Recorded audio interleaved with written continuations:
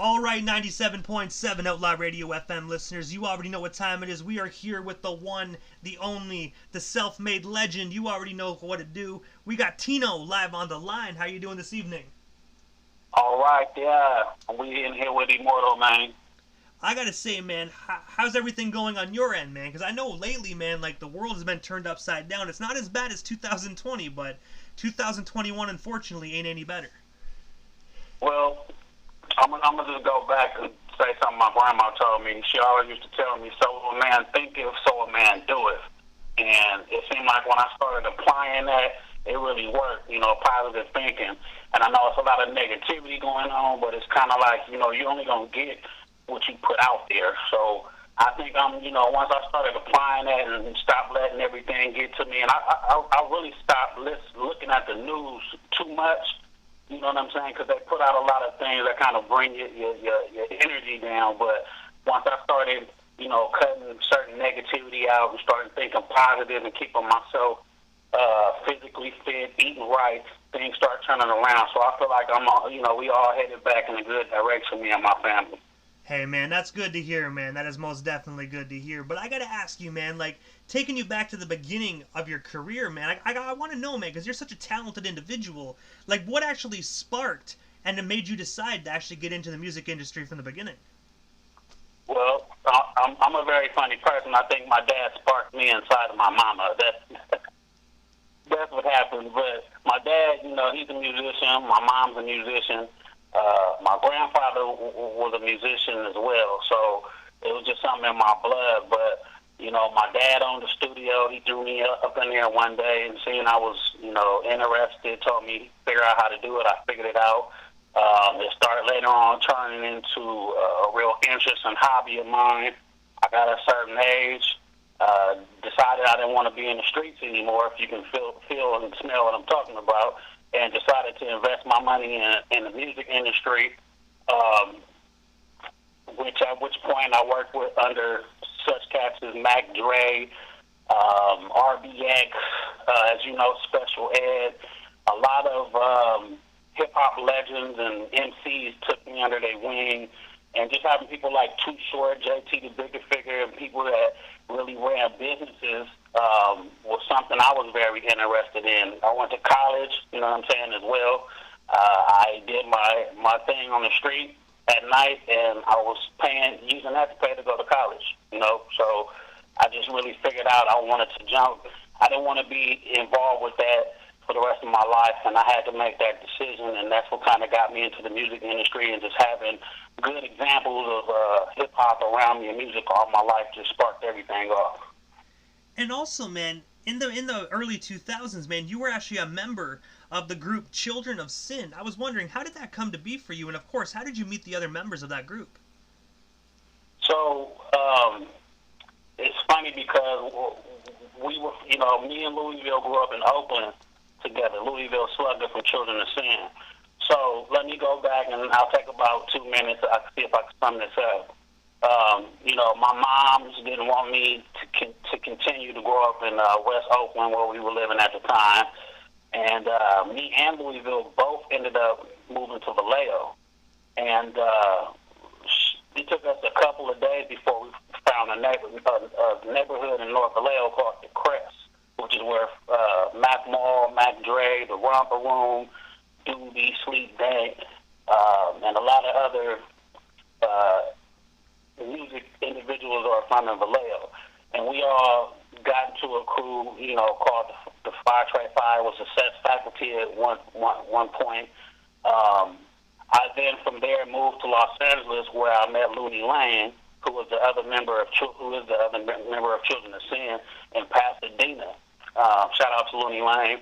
I stayed in LA for about 4 years maybe, and I came back to the Bay and decided, you know what, I want to form a California group that represents California, and Children of Sin was born, pretty much.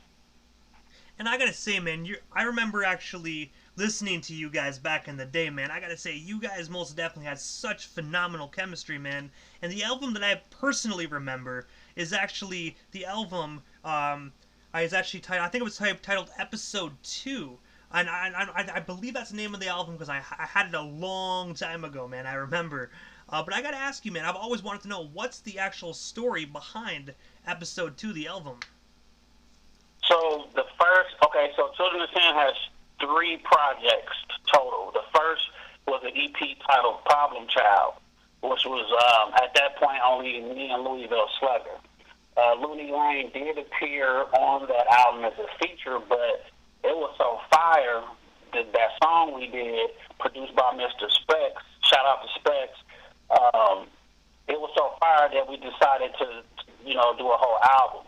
So we worked on Annihilation, which was the whole first Children of Sin full-length album, which after that we did a revamp, which came out through Thiz Entertainment, Mac Dre's label.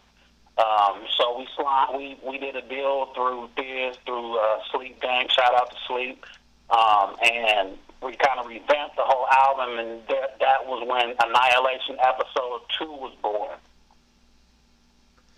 And I gotta ask as well, man, because as you brought up Mac Dre a few times, the one thing I gotta ask, man, how did you guys initially get connected with Mac Dre? Because I gotta say, first and foremost, man, God bless his soul, man, such a talented individual, gone way too soon.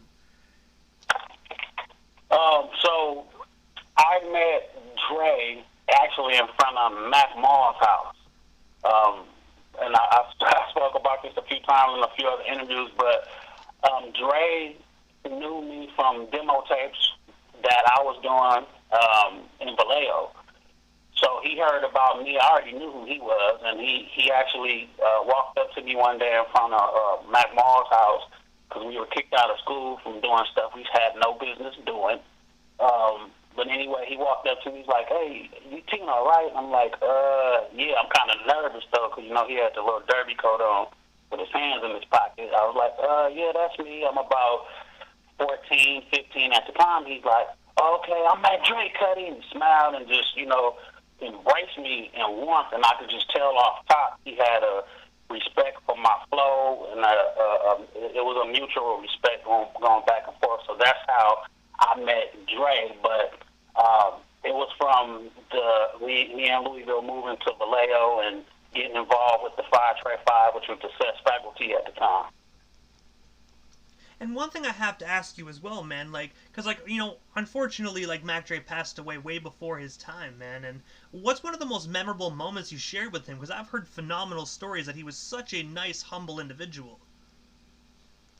I have a few. I think him coming to get me from school, I got transferred to a continuational school. I wasn't, I was an artist at heart, so a lot of artists tend not to do well in public schools because maybe they should be in a different environment. But anywho, I had got sent to a continuational school called Peoples in Vallejo, California. And once Dre found out I went there, he would come and pick me up, here and there. And it kind of touched me a different way.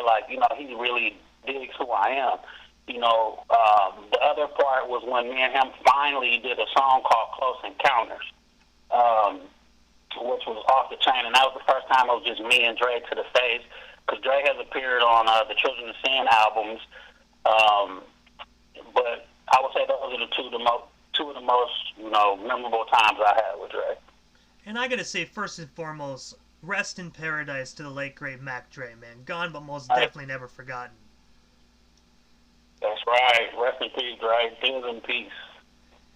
And also as well, man, jumping into the special ed side of things, because I gotta say, when I interviewed Special Ed, man, he had nothing but mad love for what you do, and I have to ask you, what is it? How does it feel to actually have a mentor like Special Ed, man? Because he is such a legend within hip hop.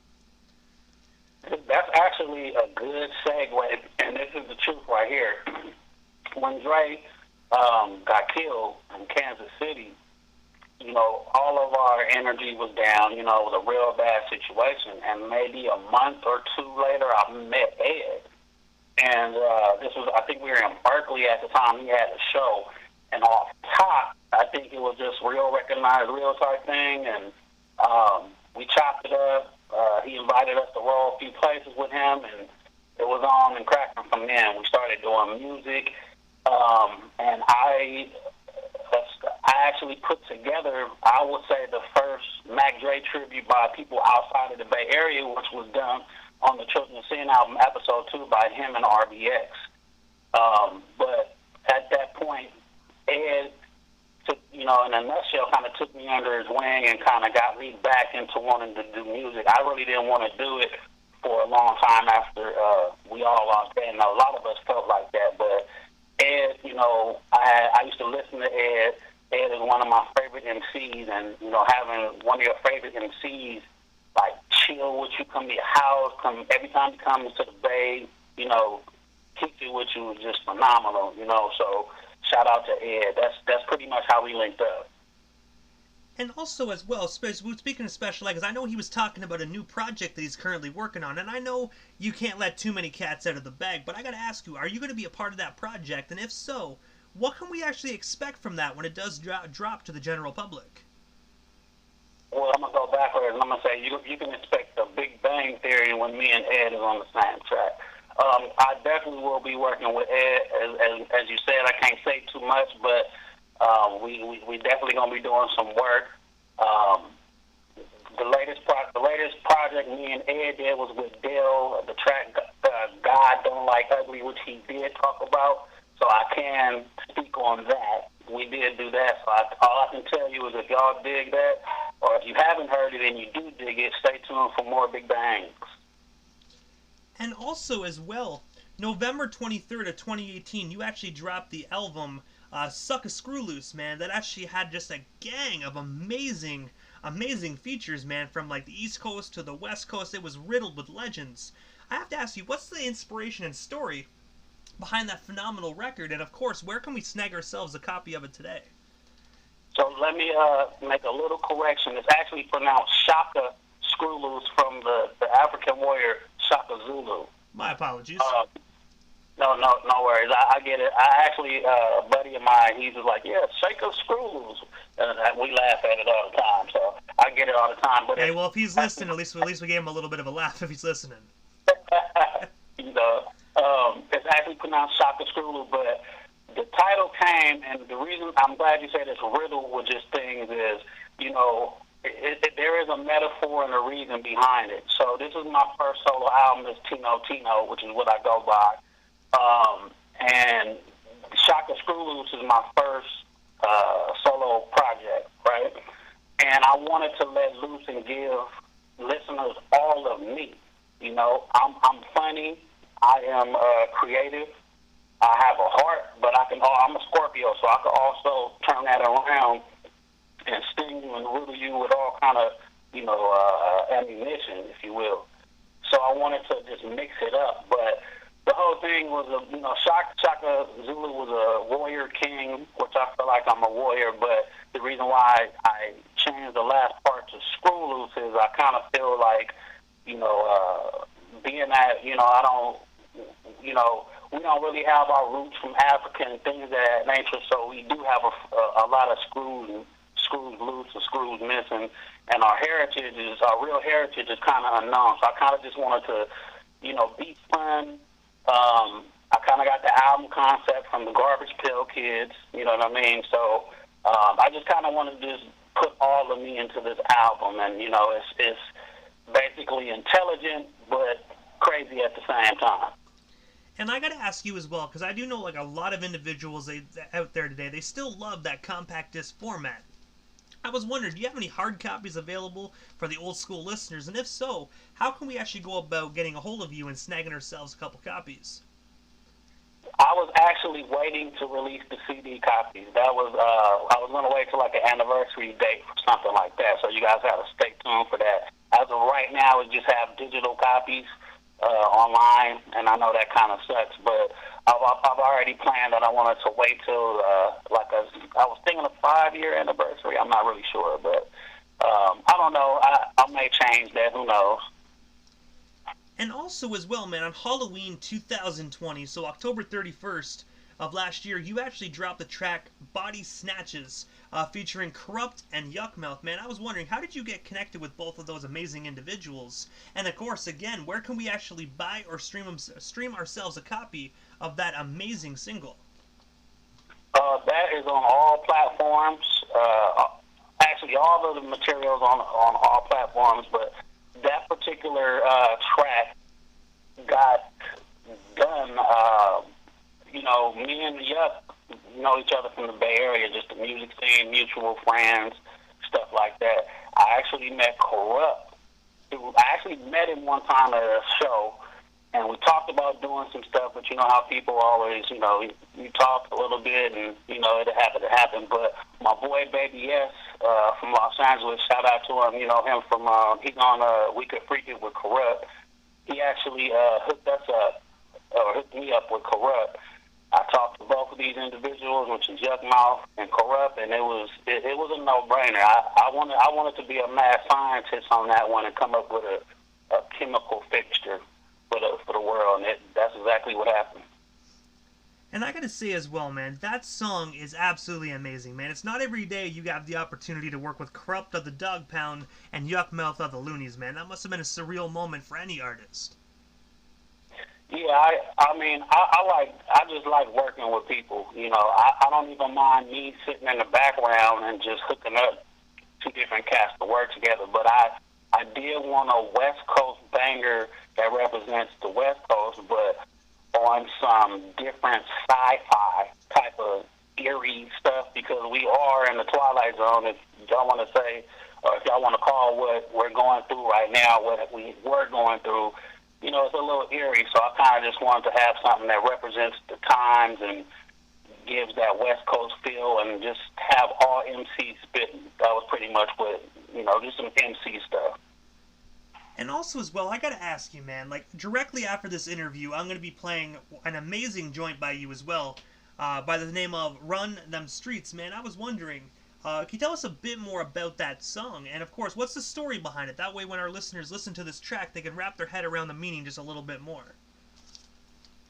Well, I would say prior to COVID, we was all, we was out there running wild, ramping, doing everything we could. So it's basically about just getting out, and, it was a feel-good track, a party song. It was actually filmed the video was filmed in Las Vegas by Mr. Reese. Shout out to Mr. Reese Films. And that's available online on Stray Away Entertainment YouTube channel. And I wanted to show people, the fun side of me. That's what that track is about, and get to know me. It pretty much was shot in Vegas, and it's just a party. It just came together all good. It was produced by Ugly Fingers out of Oakland, California. Shout out to Ugly. And it is on the Shaka Screw Loose album.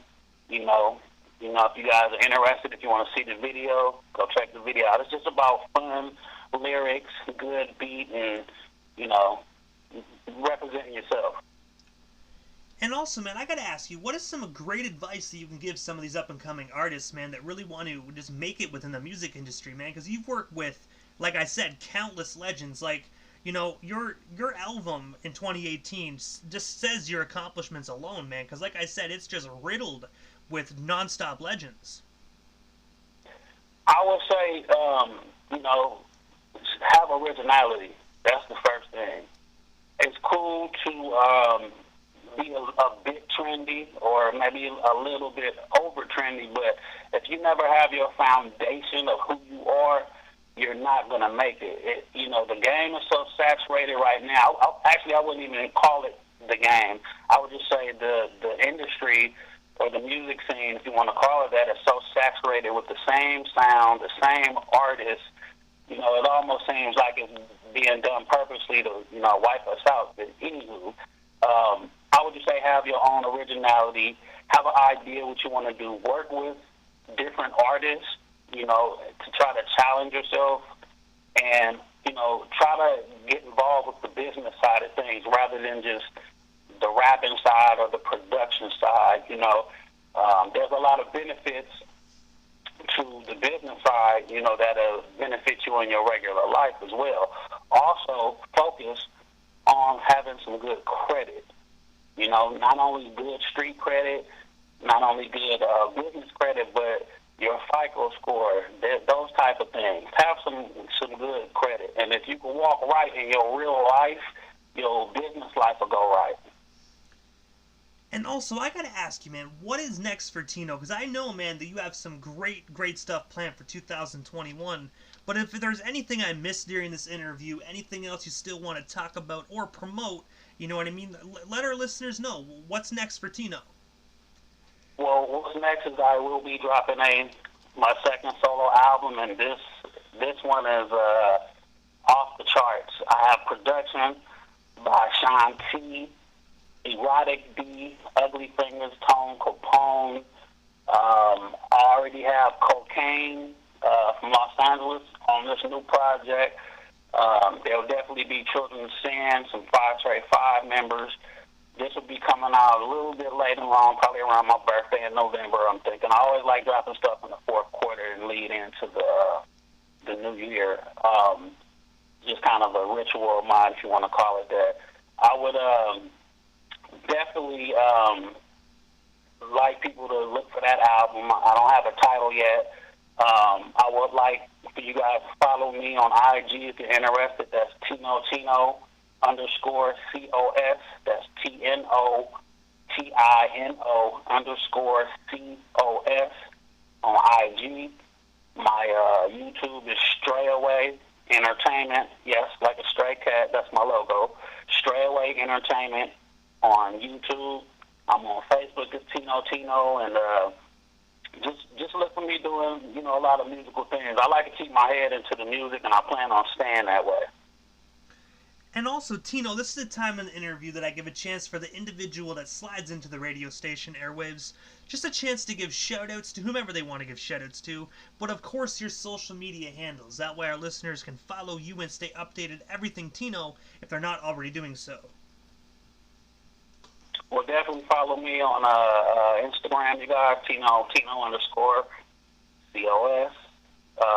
Once again, my YouTube, Stray Away Entertainment. I want to shout out to all the producers, because without the producers and DJs, it wouldn't be nothing. Shout out to DJ Ken K-Style that actually DJ'd. He was cutting on a track with Corrupt and Yuck Mouth. Shout out to him. Shout out to Children of Sin, Mr. Specs. I forgot somebody. I also got Douchebone, a.k.a. Peel Gerard, doing some tracks for me on the new project. Erotic D, I mentioned Sean T. If I have forgot anybody that's working with me right now, my boy Raspy on the beats gave me a cold track from the sack. So shout out to him. I'm trying to think fast to name all the producers, because I think the producers get left behind a lot and the artist always gets pushed in front. But we wouldn't be nothing without the DJs, the engineers, the people. I wouldn't even say they're behind the scenes, but just the team. That's the whole team. So shout out to the whole team. And I gotta say, Tno, thank you so much for just taking the time of your busy evening and taking over the Canadian airwaves of 97.7 Outlaw Radio FM. It was an honor, man, and most definitely a privilege, and I hope down the line we can make this happen again sometime soon. Of course, and I want to thank you also for, being a good, solid business dude. I know we went back and forth a few times on getting a good day, but we stuck in there. You did it, so shout out to you, bro. Shout out to Outlaw. Shout out to the radio station. Shout out to Canada. You know what I mean? Hey, man, most definitely Canada has nothing but love for hip-hop, man. And I'm just trying to not only bring the hip-hop culture to Canada, but also spread it around the world as well, man. So, I appreciate you, Tno, and most definitely stay in touch. All right.